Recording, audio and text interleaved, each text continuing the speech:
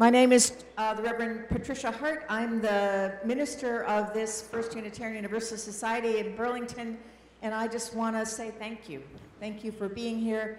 Thank you to Mayor Reed for being here, and all of you for singing, and to Patrick for making this possible. It is an honor to be serving the congregation in this building, which hosts important events like this. So your presence makes all the difference. Thanks, and welcome. Please stand for the national anthem.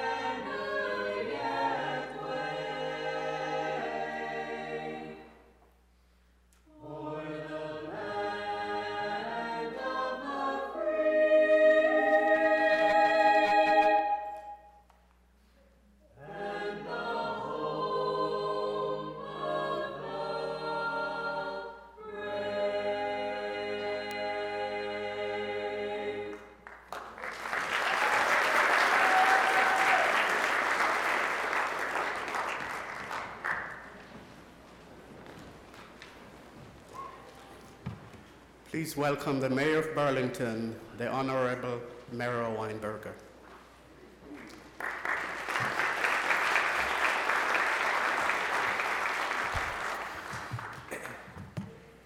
Good afternoon, everyone. Welcome to what has become a really outstanding community celebration of the life of Dr. Martin Luther King Jr. And the person who we have to thank for today's event, as well as every event for the last more than a quarter of a century now, is Patrick Brown, truly a treasure of Burlington.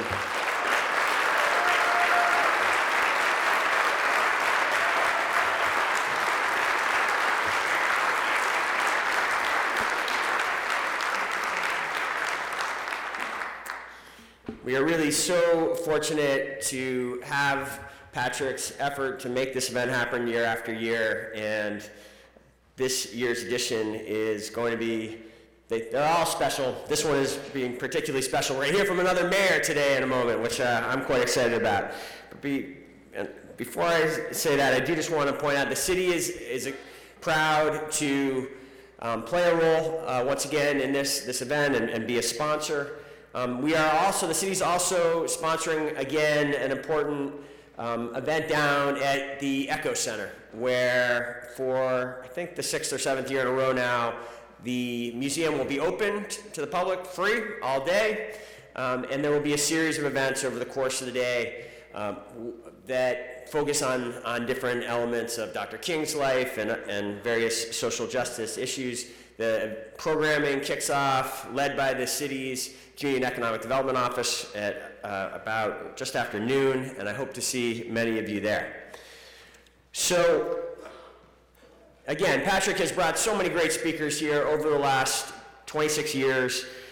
This year, we are going to get to hear from Stephen Reed, who is a brand new mayor for Montgomery, Alabama. He's someone I had the pleasure to meet in the fall at a network that both of us are part of, and We are fortunate to have his wife, Tamika, has joined us today as well, and I think I'm very excited to hear more about the vision that he has brought into city government in Montgomery as the first African-American mayor that city has had ever, and it's really quite an accomplishment.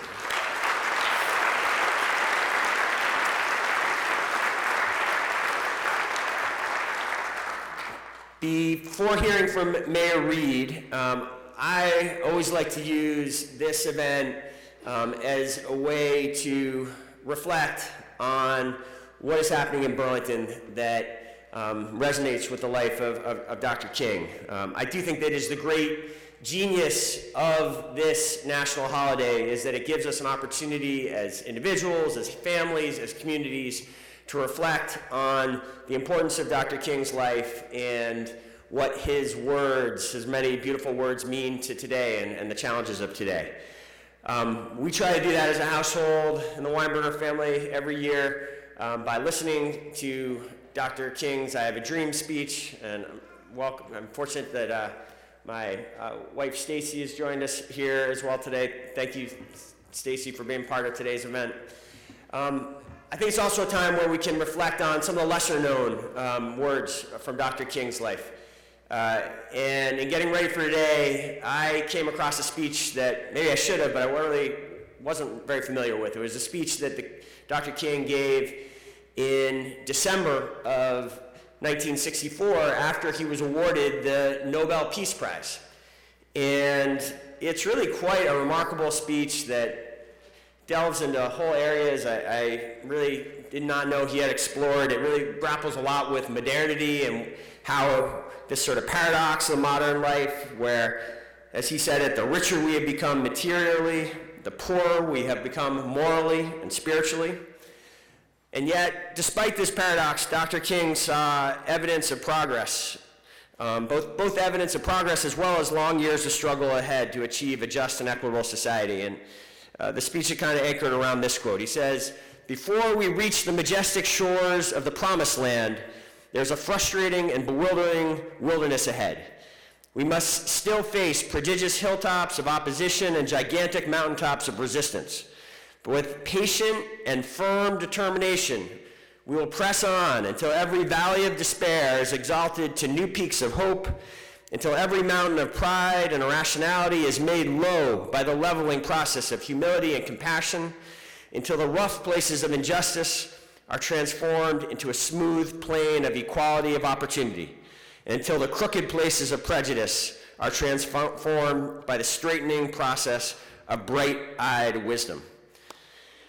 6 decades later, we are reminded every day that we remain far from the promised land as a people.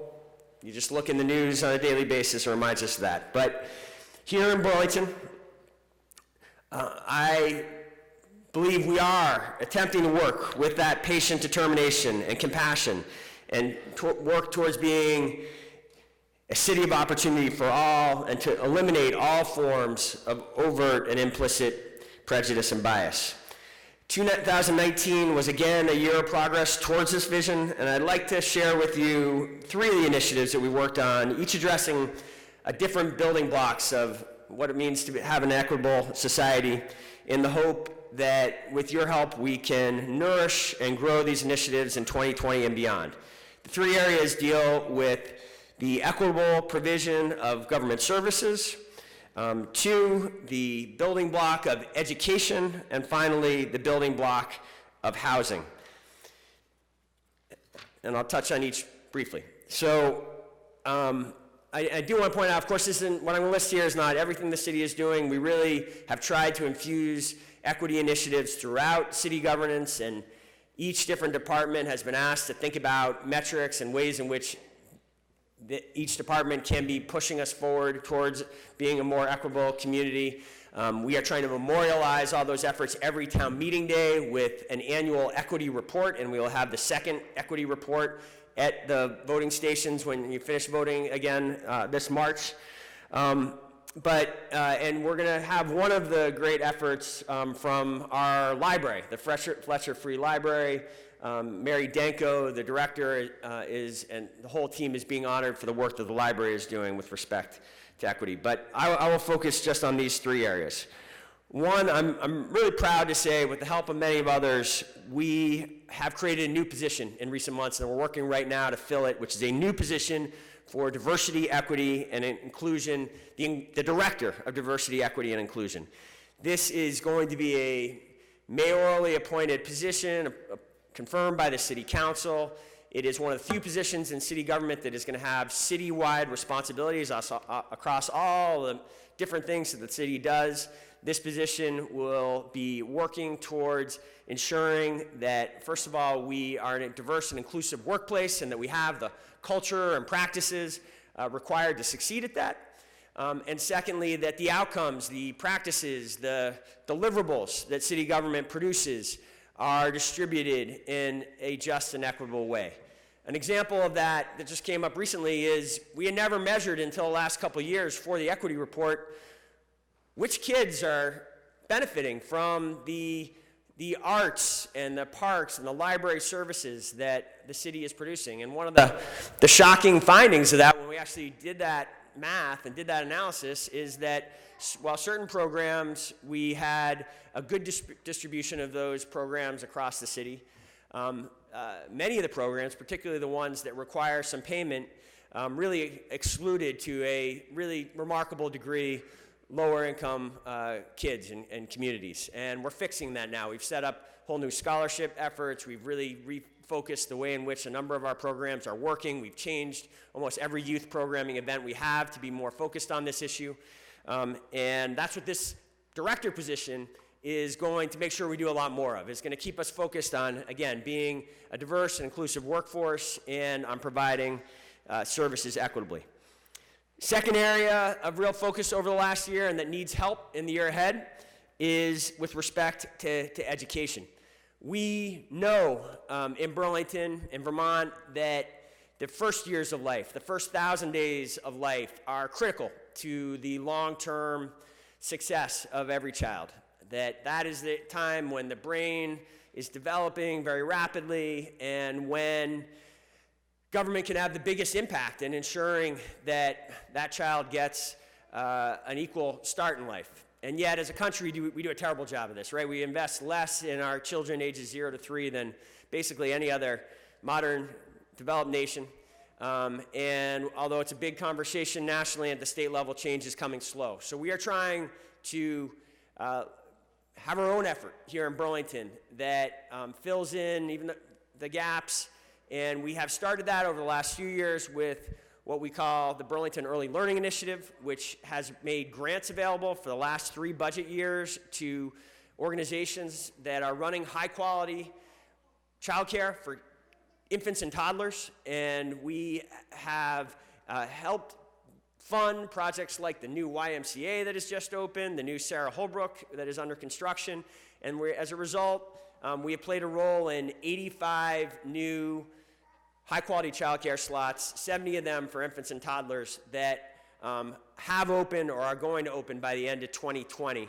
And that, to get a sense of how that compares, 70 new slots is on top of a system that only had 200 childcare slots available for children's ages 0 to 3 in the years up until now. So we're excited about that. Thank you. We've added to that capacity grant effort this year what we're calling the Burlington First Step Scholarship Program to ensure that kids from low-income households can get scholarships and can help them get into high-quality child care centers.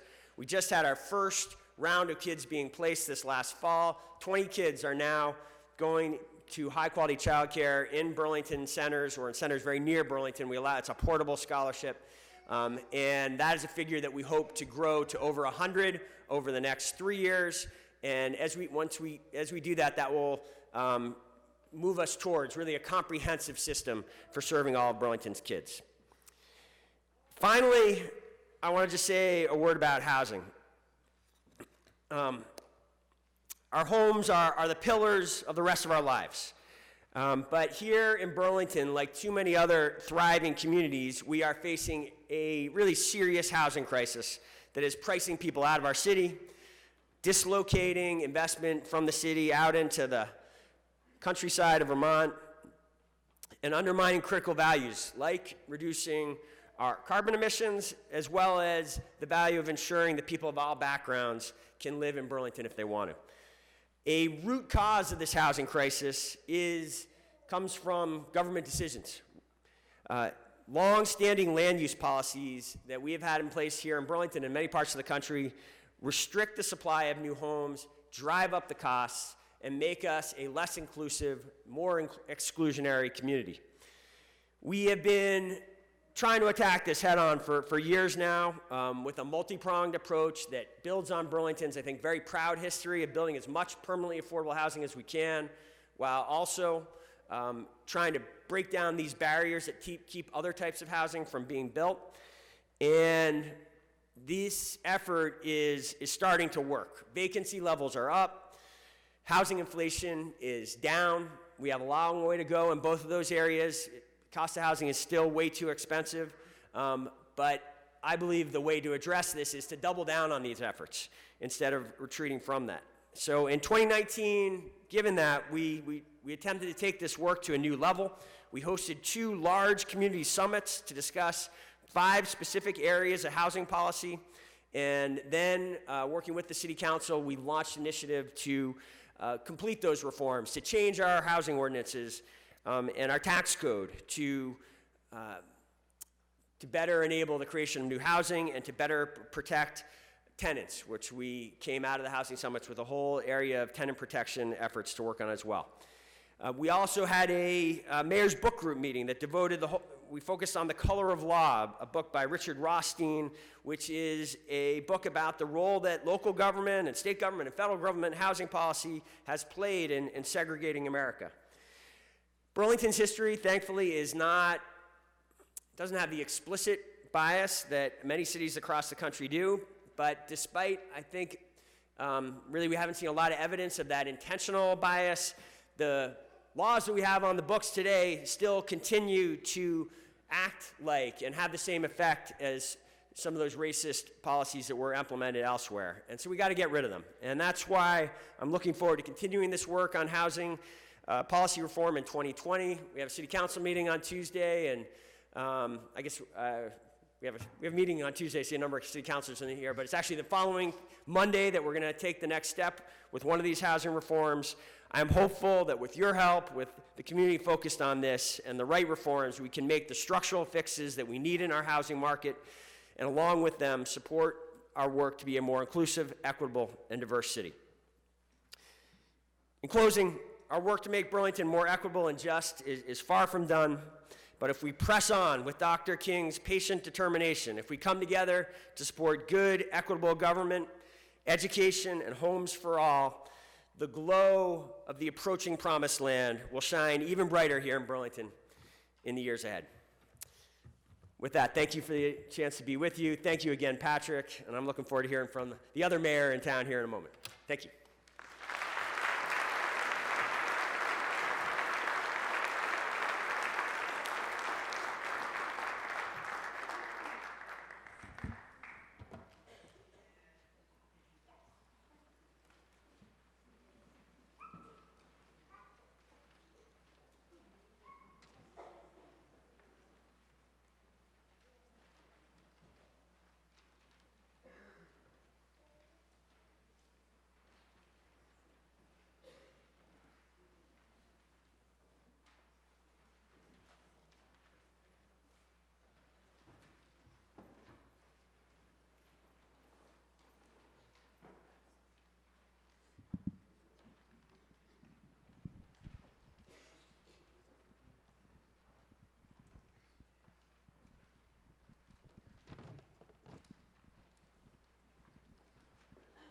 Hello, everyone. Hello. Bonjour. Comment ça va? Thank you. Okay. So I remember when we were preparing civics lessons for the naturalization test. the question 85 was, what did Martin Luther King do? And the answer was, fought for civil rights and worked for equality for all Americans. He worked hard to make America a more fair, tolerant, and equal nation. One of his power quotes, I like it, he said, faith is taking the first step even when you don't see the whole staircase.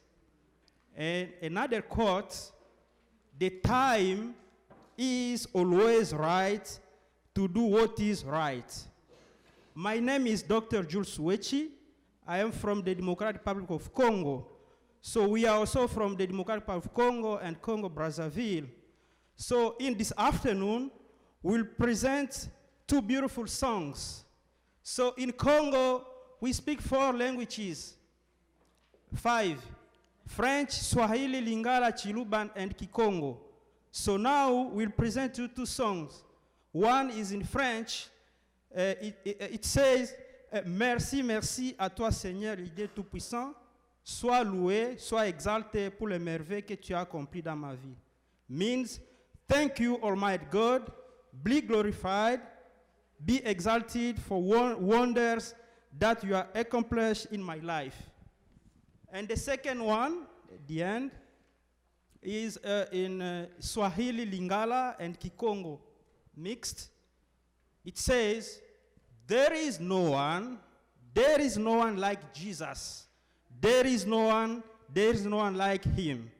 In Swahili, hakuna Mungu kama wewe. In Lingala, mokote yawe akukani nayo. And in Kikongo, mosive mfumu mefanana nge. Thank you so much.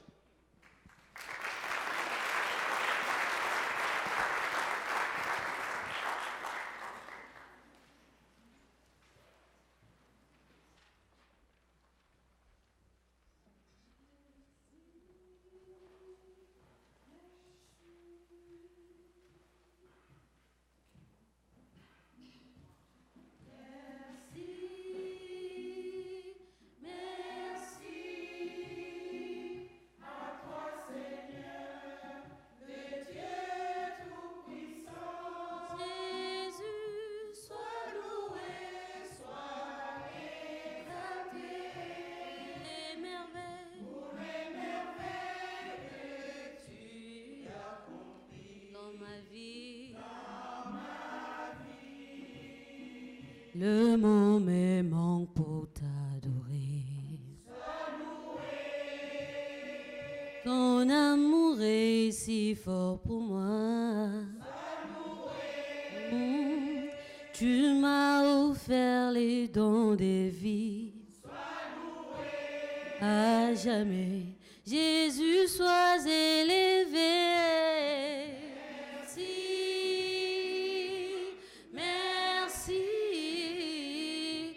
Toi, Seigneur, les dieux tout-puissants, mon Jésus, et sois exalté pour les merveilles que tu as dans ma vie.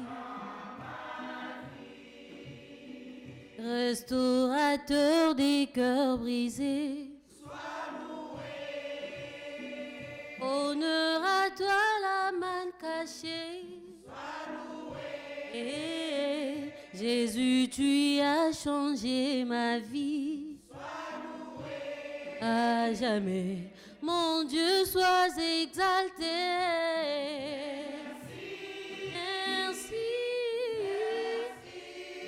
Merci à toi, Seigneur, les dieux tout-puissants, mon Jésus.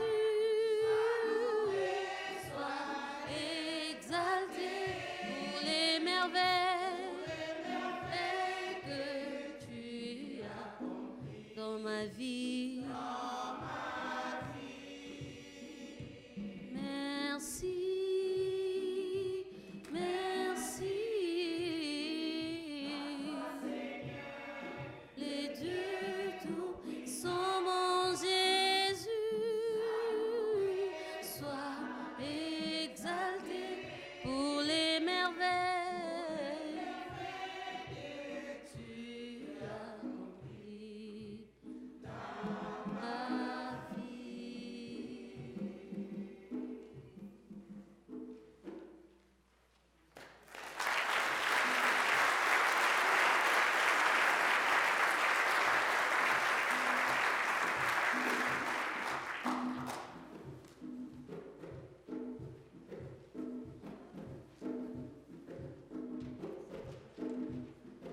hakuna Mungu kama wewe, hakuna Mungu kama wewe, hakuna Mungu kama wewe, hakuna Mungu kama wewe, hakuna Mungu kama wewe, hakuna Mungu kama wewe, hakuna Mungu kama wewe, hakuna Mungu kama wewe. Hey, hakuna Baba, hakuna Mungu kama wewe, hakuna Mungu kama wewe, hakuna Mungu kama wewe, hakuna Mungu kama wewe.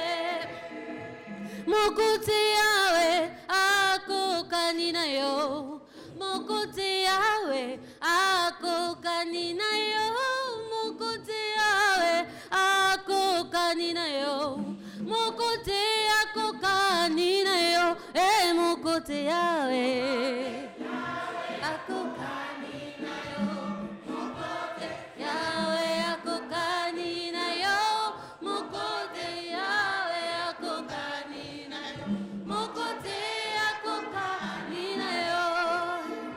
Musive mfumu mefuanana nange, musive mfumu mefuanana nange, musive mfumu mefuanana nange, musive mefuanana nange, lelilelele, musive mfumu mefuanana, musive mfumu mefuanana nange, musive mfumu mefuanana nange, musive mefuanana nange. Hey, hakuna Baba Mungu kama wewe, hakuna Mungu kama wewe, Mungu kama wewe, hakuna Mungu kama wewe. Hey, mokote yawe ako kani nangu yawe yolibangana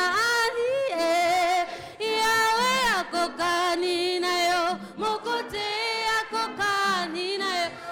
Musive yawe mefanana nange, musive fumu mefanana nange, musive fumu mefanana nange, musive mefanana nange. There's no one like Jesus. There's no one like Him.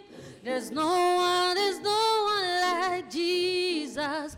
There's no one like Him. There is no one like Jesus. No one. There's no one like Him.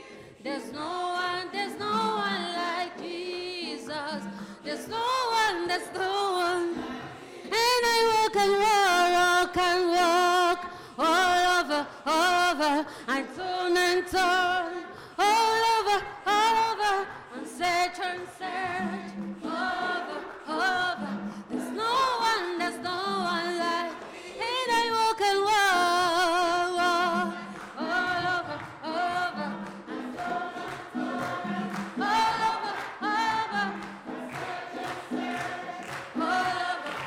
over. There's no one like. There is no one like Jesus. No one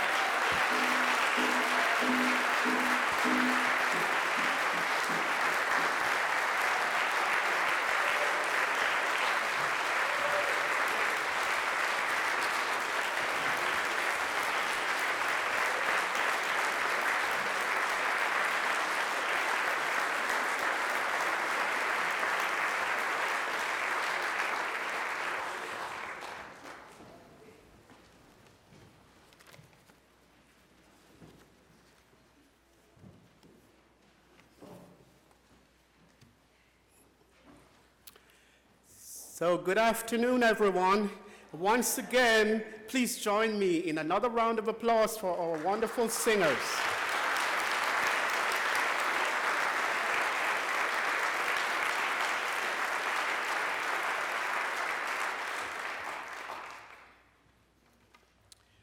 Year after year at this program, we acknowledge community, organizations, institutions, and individuals who have made it a part of their life and commitment and dedication to public service.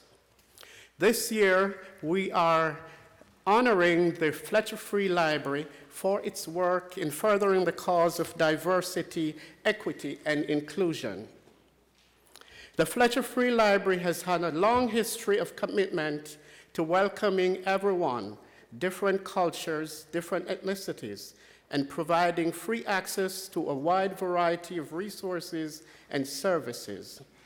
The programming is designed to meet the needs of everyone in our community. Early literacy classes, computer classes, English language learning classes, cultural and arts program are just a few of the many offerings that the Fletcher Free Library does to embrace a diverse community. It is my pleasure to invite Mary Danko and Barbara Shatera to receive the annual Dr. Martin Luther King Award this year, and former chair, Honorable Judge Crawford, will present this award.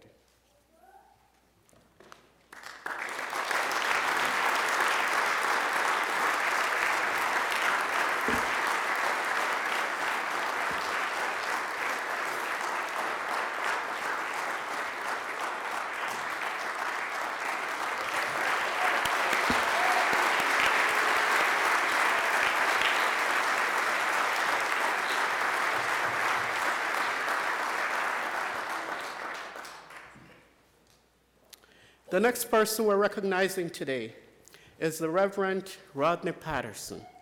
And I'm going to ask Miss Adeline Robertson to come up and do this honor. So Reverend Patterson came to Vermont to interview for a job at the University of Vermont. And one of the questions he asked, is there a black church? And of course, there was none. Reverend Rodney Patterson founded the new Alpha Missionary Baptist Church, which still exists today. It is at the center and at the heart of multicultural activities in the community. For your dedication to the faith community, for your furthering of the cause of multiculturalism in the greater Burlington community, Reverend Patterson, it is with pride that I present this award to you today on behalf of the Multicultural Center and the annual Dr. Martin Luther King program.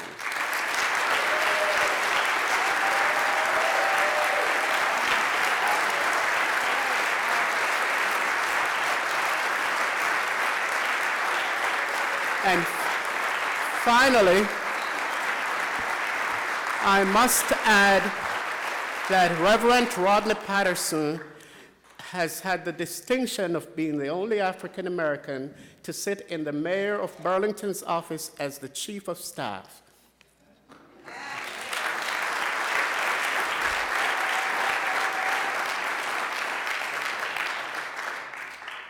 The next award is going to be to Tado Ratsabi, who is no stranger to this community. And so this award is going to be presented by Jacob Yakuba.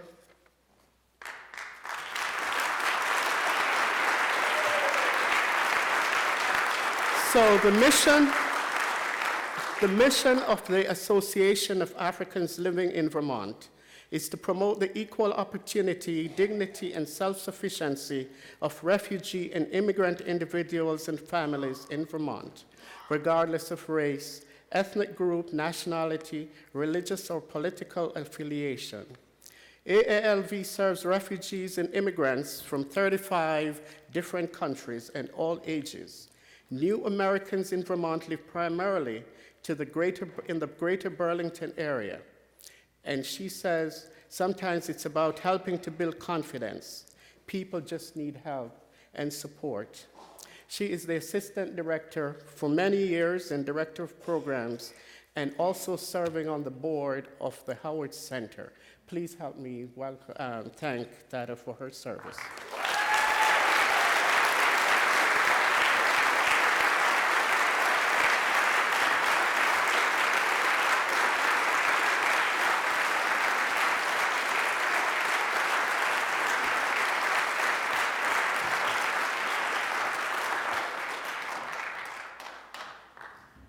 So just a brief word of welcome to John Tracy, who's here representing Senator Leahy, Beth Awadi, who is here representing Senator Sanders' office. And I want to say a special welcome to Mrs. Reed, who is sitting someplace here. Welcome to Burlington. And our Attorney General, T.J. Donovan, is somewhere there in the audience, campaigning.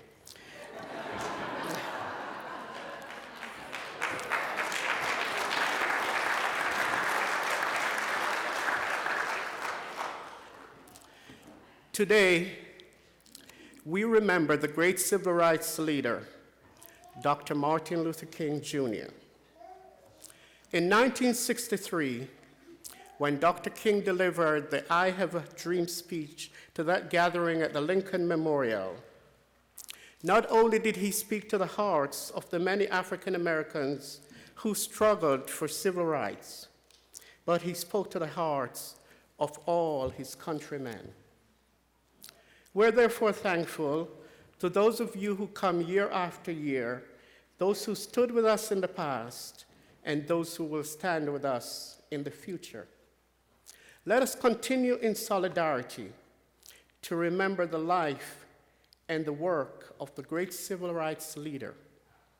He was taken from us too soon, and his work was never completed. It is our charge to carry on this mission and to remember not just Dr. Martin Luther King, Jr., but Coretta Scott King. Mayor Stephen Reed became the 57th mayor of the city of Montgomery, Alabama on November 12, 2019. I invited him here today shortly after he was elected. He accepted the invitation shortly after he was sworn in. It is a pleasure to welcome him to this cold Green Mountain state and to hear his message. His full bio is on the program, so please help me welcome Mayor Stephen Reed.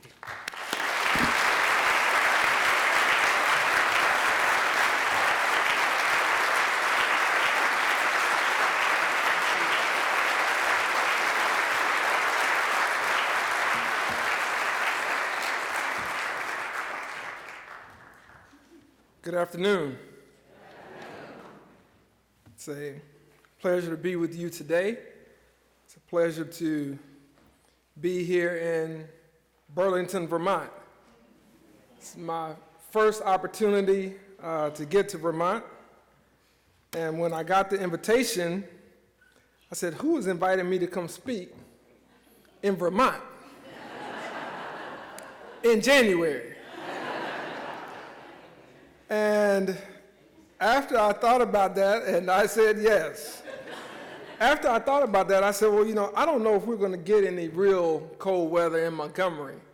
So if I really want to get a little taste of winter, just a little sample, don't want to get full off of it, just a little sample, then what better way than to get that in Vermont? And when I mentioned that, my wife Tamika, who is here with me, decided that she would come as well. And so it was a great opportunity for us to get to a part of the country that is one that is somewhat unfamiliar to us, but one that we're always looking to expose ourselves to. And so I want to thank Patrick Brown for inviting me. I want to thank him for chasing us down at the airport to make sure we didn't get in an Uber or a taxi. And I want to thank him for finding out somehow that somebody in Montgomery, Alabama thought I was worthy of being the mayor in November. So Patrick, I want to thank you for all of that. Thank you for what you've done in this community for so many years. It's not easy being a Pied Piper. It's not easy being a solo voice every now and then, regardless of the community, regardless of the circumstances. And to do that as long as you have done it truly is an inspiration to many in this community by evidence of the people that come out year after year and the people in this community who talk about your contributions throughout this community over the decades. So I want to thank you, and I want to wish you continued success in your doing that.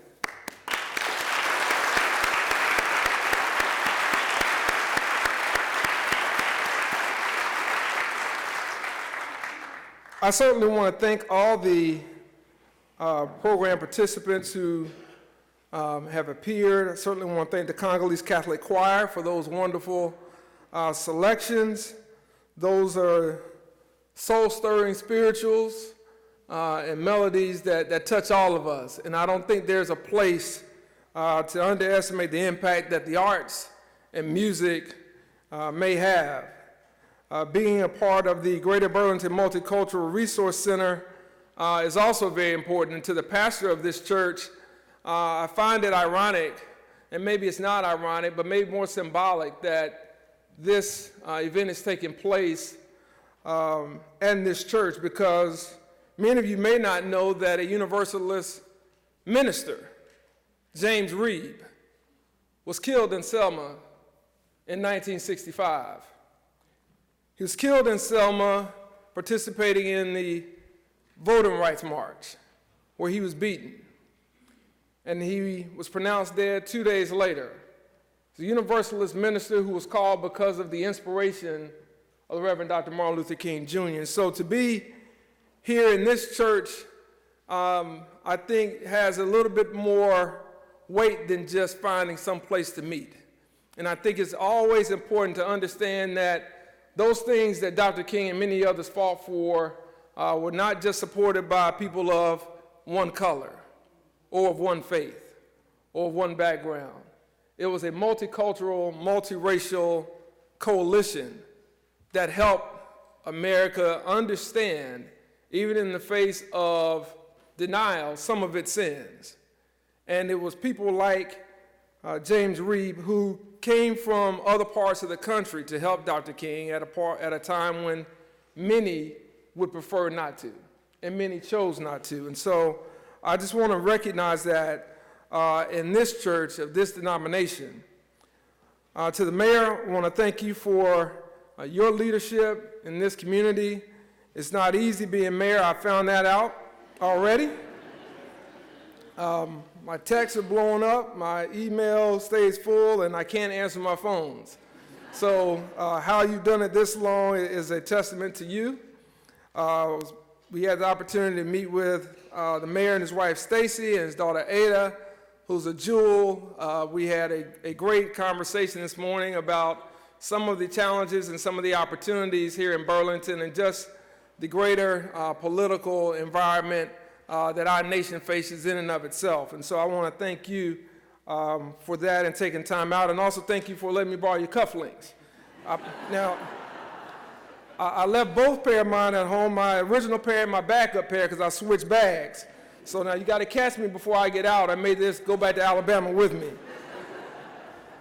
To all the other elected officials and esteemed guests, thank you for being here today.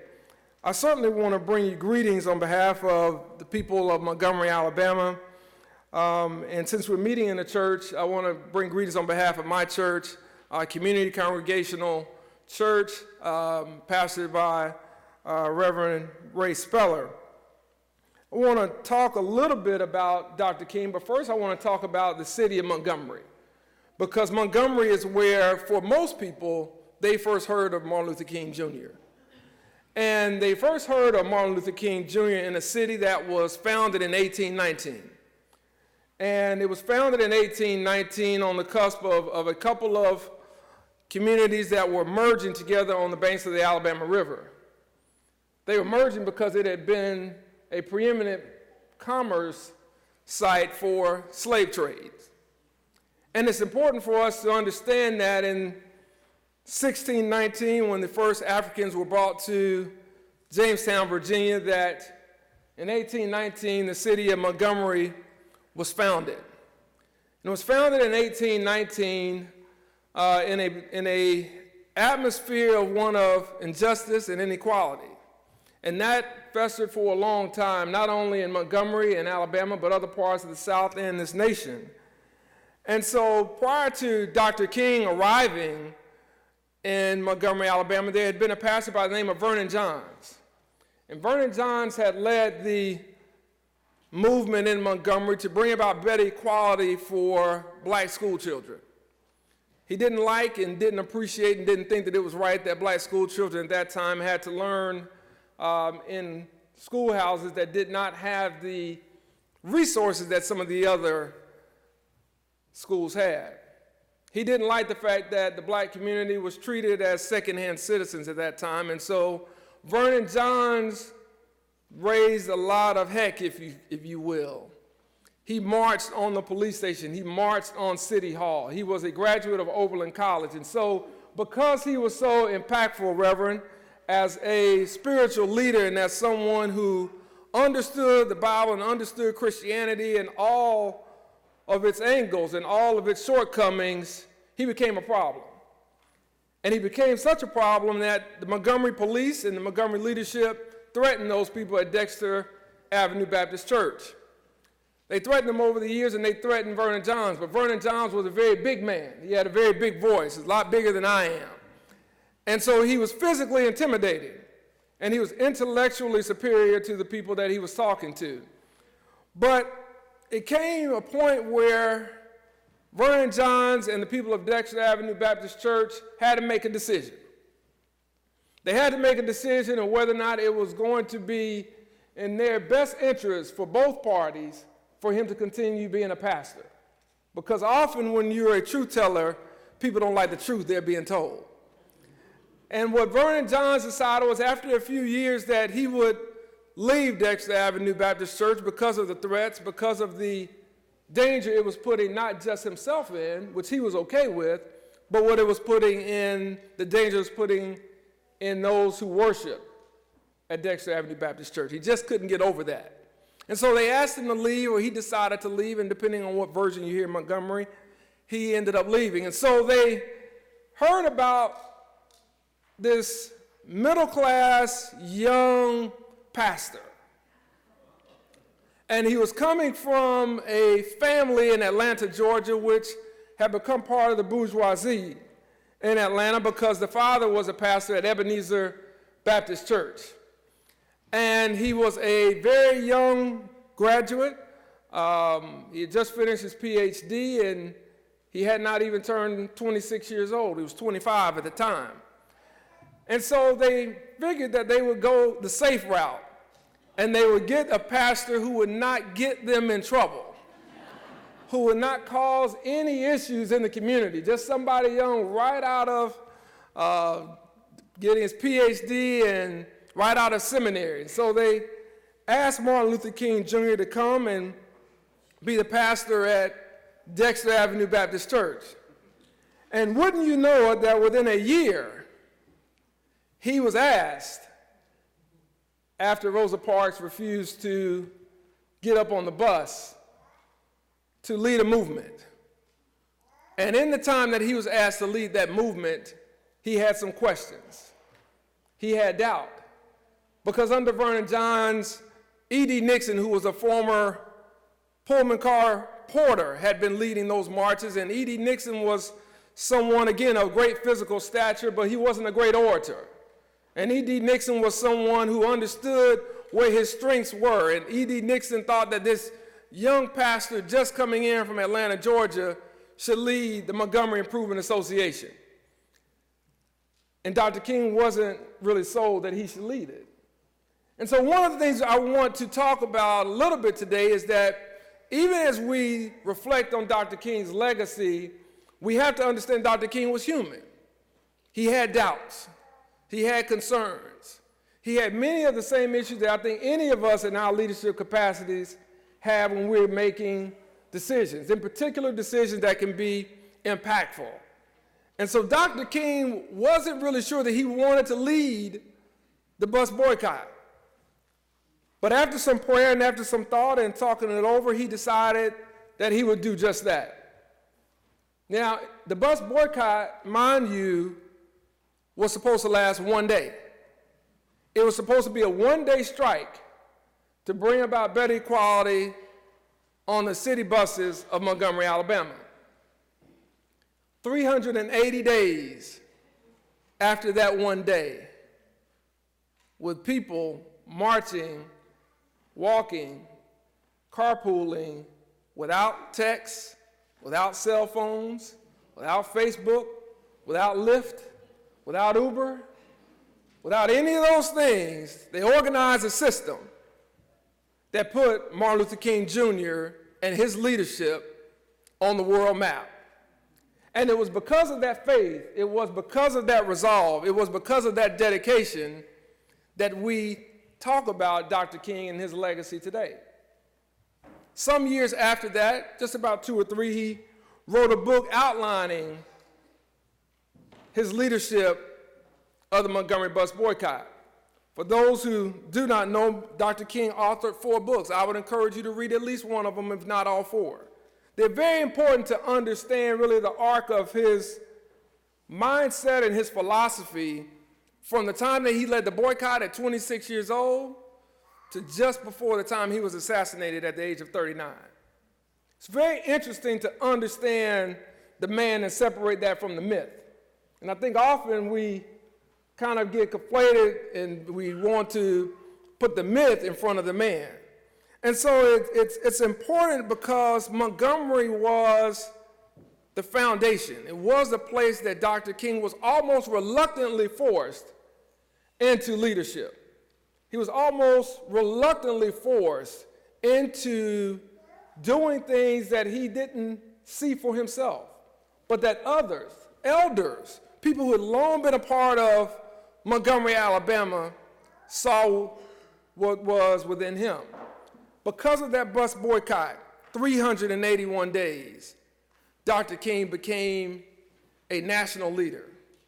And so while history often freezes Dr. King in 1963 with the I Have a Dream speech, it's important to understand where that leadership started and why it started. And so I want us to make sure that as we talk about Dr. King, we honor Dr. King, we make sure that we understand just a little bit about how he got started, who he was, and then how we carry on that legacy.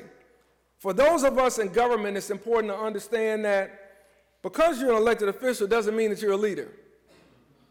It means you're elected. You know, a lot of elected officials fall into the thought that because I have a title, I'm a leader. You only lead if people are willing to follow. And people are usually only willing to follow if they believe in your vision, if they believe in your ideals.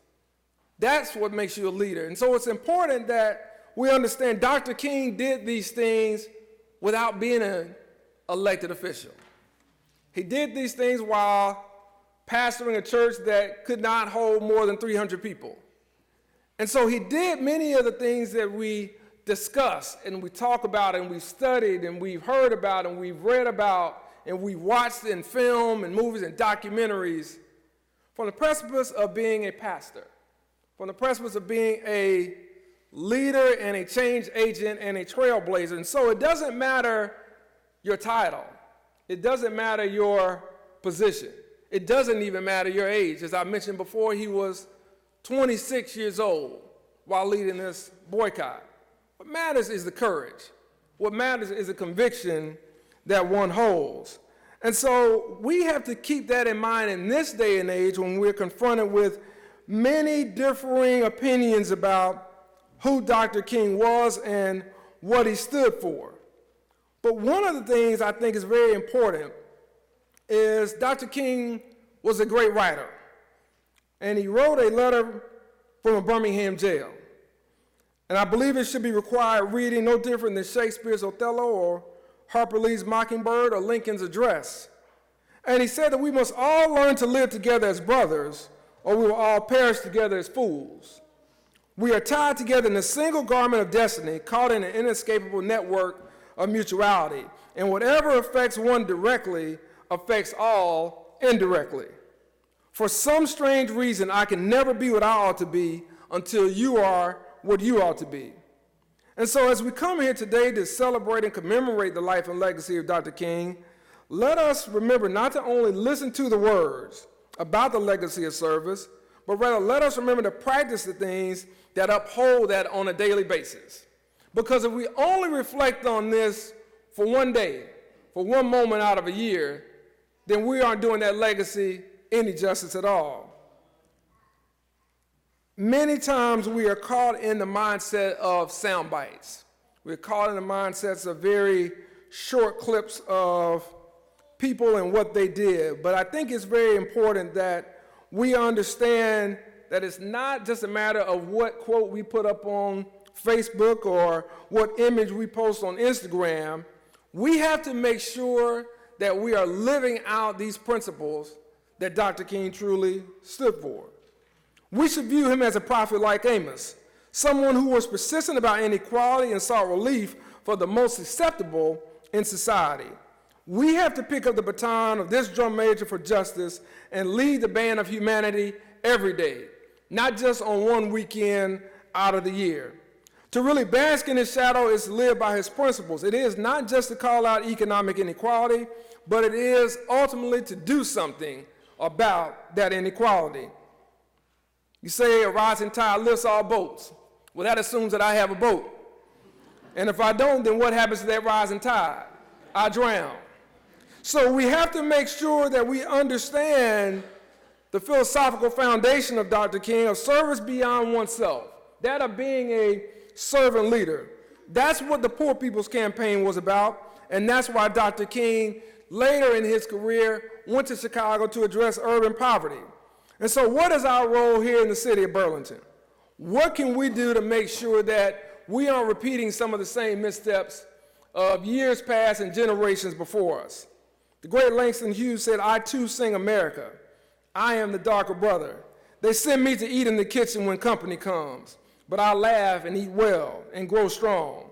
Tomorrow I'll be at the table when company comes. Nobody will dare say to me, eat in the kitchen then. Besides, they'll see how beautiful I am and be ashamed. I too am America." We have to understand that Dr. King's dream was for everyone in America, regardless of income, regardless of status or class. And so if we're going to attempt to live like Dr. King instead of just talk like him, then we must believe in the spirit of nonviolence.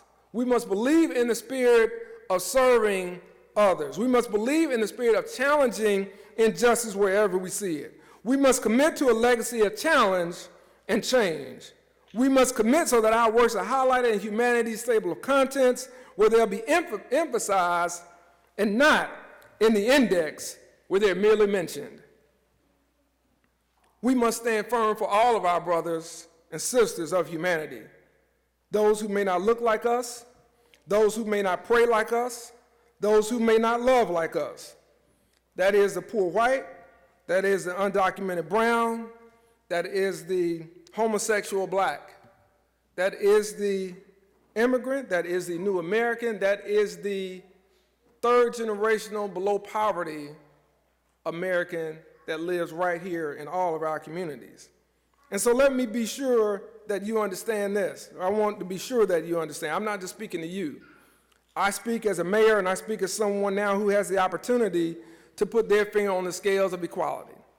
And while I served as a judge prior to this, I was not able to be as active as I wanted to be at that time to be able to change some of the circumstances. And so I decided to run for mayor so I could be the thermostat instead of the thermometer.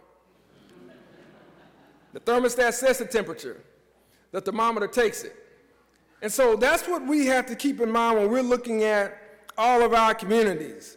because I want to make sure that we understand that many of the issues we talk about today are not just issues relevant to us in 2020. I want to talk very quickly, and then I'll be taking my seat, about a speech Dr. King gave in 1967. And by then, Dr. King had become a pariah in America. It's important to understand the arc that Dr. King rode from being popular to being a pariah. And that's not just in white America. And I say this in Montgomery, and I say it in other parts of Alabama and Atlanta and anywhere else I go. Many African Americans had turned on him as well. Many had found that his message was out of date. He's a little out of touch. He had not turned 40. Let's keep that in mind. But he was not in step with the mainstream of where many African Americans were at that time. And so when speaking to a crowd at Stanford University, he gave a speech about the other America.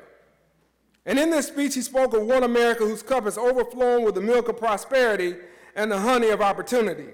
And while the other America had found the buoyancy of hope turning into the fatigue of despair, where it is easier to integrate a lunch counter than to guarantee a livable income.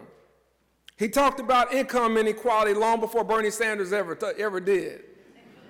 He talked about it long before Elizabeth Warren ever did, or anybody on the squad, or anybody else in American politics today ever did. This Dr. King had more than a dream. He was more than an idealist. He had an action plan, and he spoke about needing radical change and economic power. And so while he called riots socially destructive and self-defeating, he also condemned those who created the conditions that caused the riots. And so we must remember it was Dr. King that said it was the riots of the language of the unheard.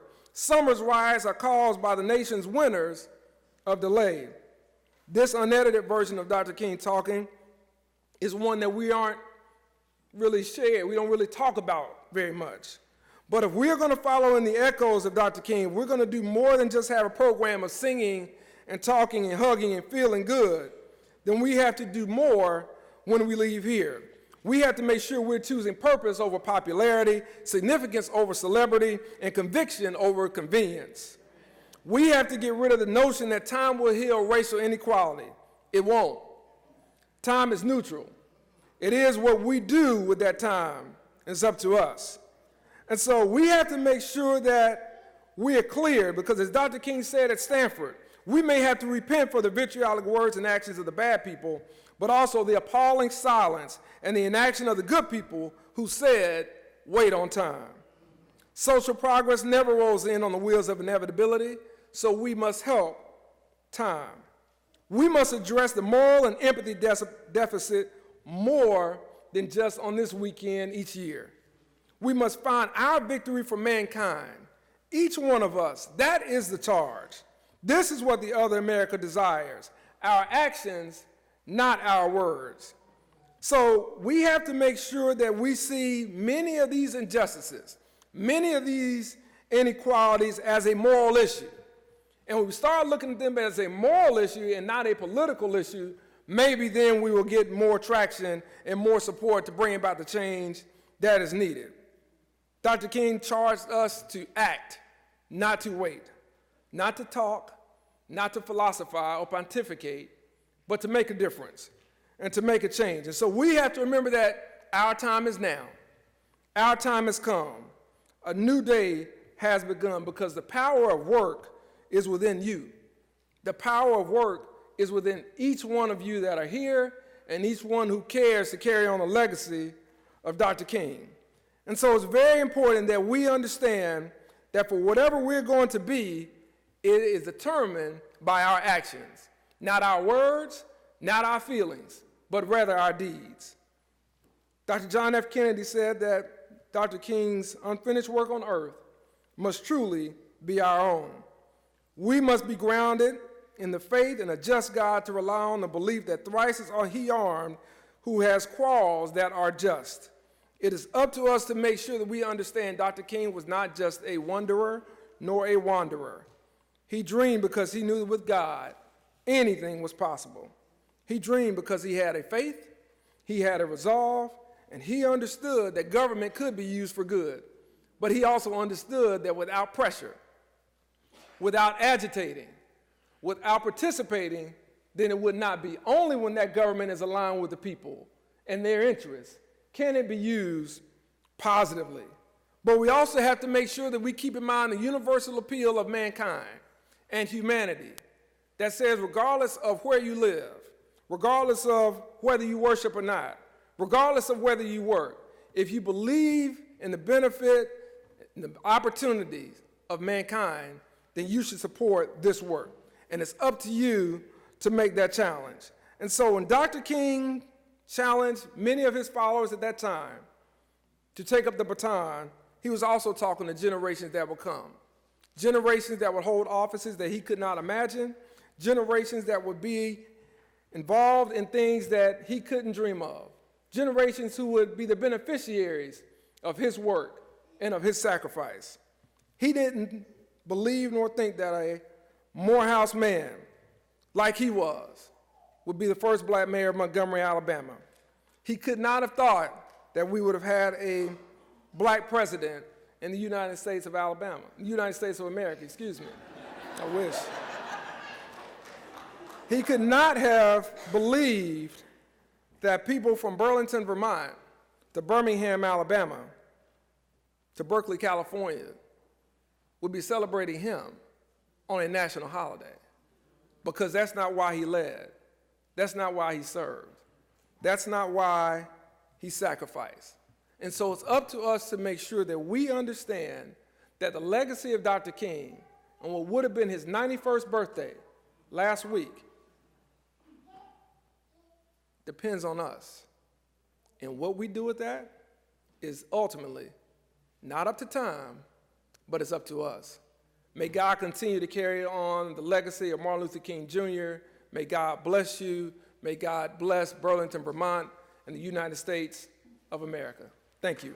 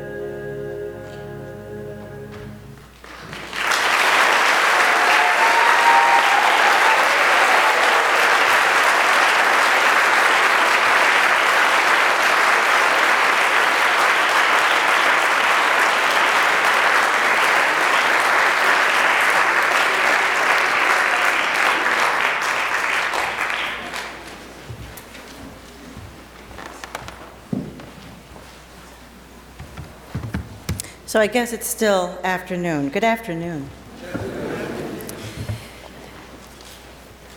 I almost did not make it here. I am still pretty new to Vermont.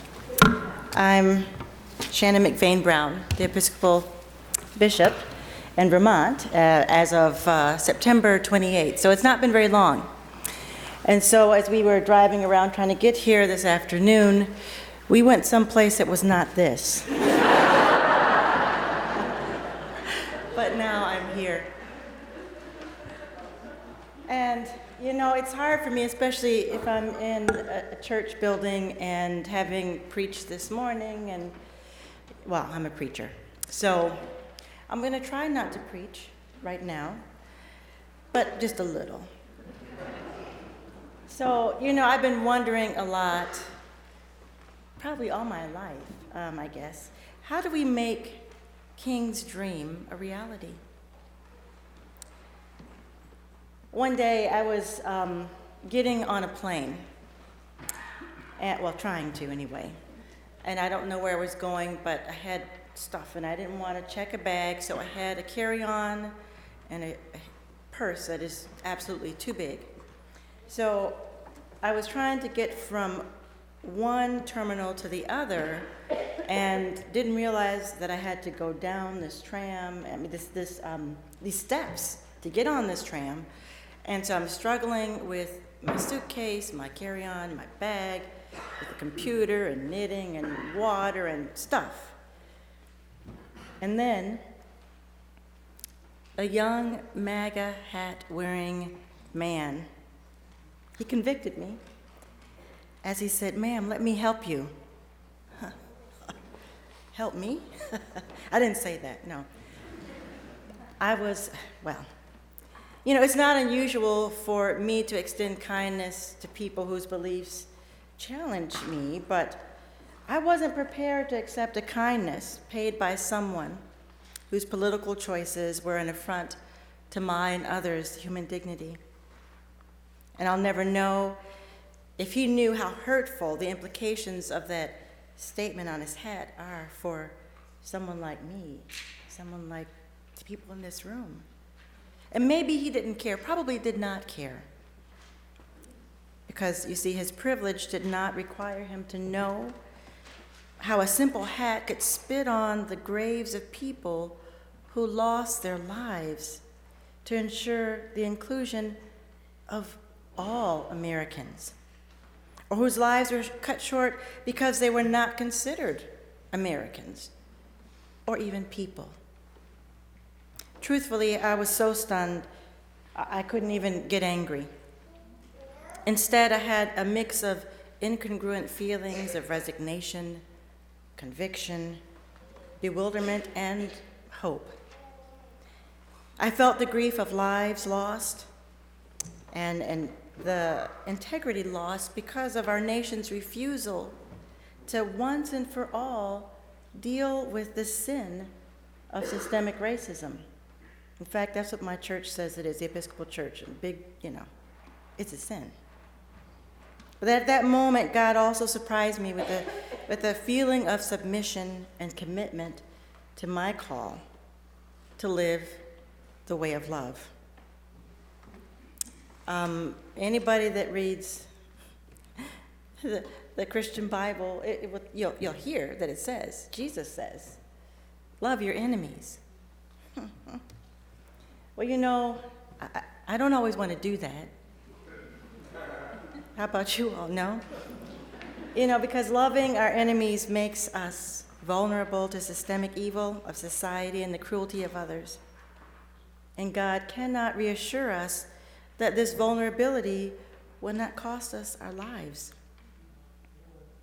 And so, of course, we'd rather have security in this world than closeness to God, or maybe even doing the right thing. There's just not enough motivation sometimes. But my question is, if our enemies or evil control how we live, is that life? And are we free? And I know there's got to be a better way, because our world needs to be freed from the deadly cycle of violence and the injustice that enslaves us. And King believed that love was the way. And that's what he was doing with his nonviolent movement. And we've seen glimpses through him and others of human greatness, which is proof that we have it in us to be more, to be just, to love compassionately, to be truly human, to live the truth, and to be free. How do we make King's dream a reality? Well, it takes all of us, whatever faith or no faith, because that's one of those things that I heard before I came to Vermont, that this is the least church state in the nation. The other thing that I heard, which I guess is sort of true, and that is too, that it's the whitest state. I was born in Detroit, born and raised, and that's the blackest city in the nation. God does things to you when you say yes. So, if it's going to take all of us, it's not just people of faith. But I have to say that the church's role can't be ignored, and we have a particular special role. And I think of all the work that King did, and that the church often missed his prophetic statement that the church would become irrelevant if it continued to have so little integrity as it participated in upholding the status quo through its silence and inaction. And so, we are, politically even, think about it. We're living with the aftermath of the church's lack of integrity. But it doesn't have to be that way. We know that. We're gathered here because of that. And so I'm calling us to task more than others because we actually have to shine the way. But we're going to need allies, and sometimes people, get weary about allies because, we want everything to be done just right. But we're going to have patience with each other as we also call each other to accountability. And, imperfection will be part of this work because we won't always get it right. And we'll need some humility because we can't do this work as individuals, but we do have personal work to do, all of us. I think we also need to be curious. There are things that I continue to learn things about just how our country put itself together and the myths that carry and, the ideas of the North being so, advanced and things, until I read some more books and realize, there's a problem everywhere. So there's so much learning that we can do. And, and then I'm also thinking about, and I talked about the way of love being a rule of life. King had a rule of life, and the people that worked with him, this wasn't, willy-nilly. It wasn't just, an organized march or an organized demonstration. They had a way of living their lives on a daily basis. And so this is sort of a summary of the rule of life that Dr. King put together for people. And he said, meditate daily on the teachings and life of Jesus, or at least somebody peaceful, I would say. Remember always that the nonviolent movement seeks justice and reconciliation, not victory. Walk and talk in the manner of love, for God is love. Pray daily to be used by God in order that all might be free. Observe with both friend and foe the ordinary rules of courtesy. Seek to perform regular service for others and the world. Refrain from violence of fist, tongue, or heart. Strive to be in good spiritual and bodily health, because this is not a great thought that we're coming up with. We actually have to put ourselves on the line and need some bodies to carry out that work. How do we make King's dream a reality? Well, it's about hearts changing hearts, relationships. And if hearts are changing hearts, then really that's about love. So I'd like to close with one of my favorite quotes from the Reverend Dr. Martin Luther King Jr. And he said, "I'm concerned about truth. And when one is worried about that, he can never advocate violence. I have also decided to stick with love, for I know that love is ultimately the only answer to humankind's problems. For I've seen too much hate, and I say to myself that hate is too great a burden to bear. I have decided to love." And we should all love.